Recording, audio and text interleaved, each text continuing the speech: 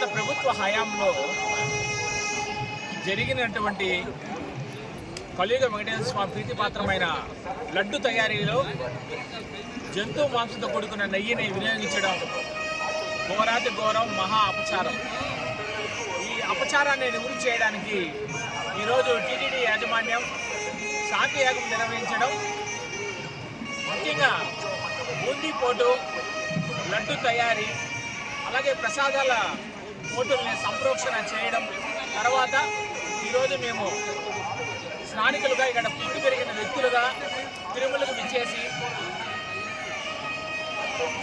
లడ్డు ప్రసాదాన్ని స్వీకరించడం జరిగింది. గోవింద, చాలా అద్భుతంగా గత 5 సంవత్సరాల ముందున్న లడ్డుకు ఇప్పుడు లడ్డుకు ప్రస్ఫుటంగా తేడా తెలుస్తుంది. ఇప్పుడు ఈ లడ్డు పరిణామంలో కానీ, నెయ్యి వాసనలో కానీ గమగమలాడుతూ చాలా ప్రీతిపాత్రంగా ఉంది.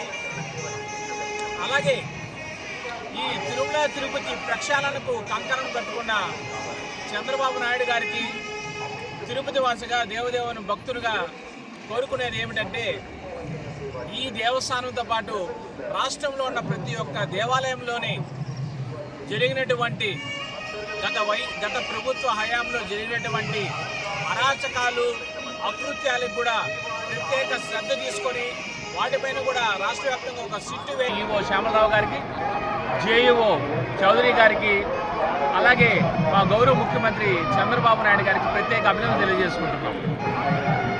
టీటీడీలో ప్రక్షాళన పూర్తిగా జరగాలని, ఒక్క లడ్డులోనే కల్తీ కాదు, పూర్తి అది శ్రీవాణి అవ్వచ్చు, లేదంటే అధిక నిధులు వివిధ ఇంజనీరింగ్ వర్కులకు కేటాయించడంలో కావచ్చు, ప్రతి ఒక్క దానిలో దుర్వినియోగం, నిష్పక్షపాతం, అవినీతి గత పాలకుల హయాంలో జరిగింది.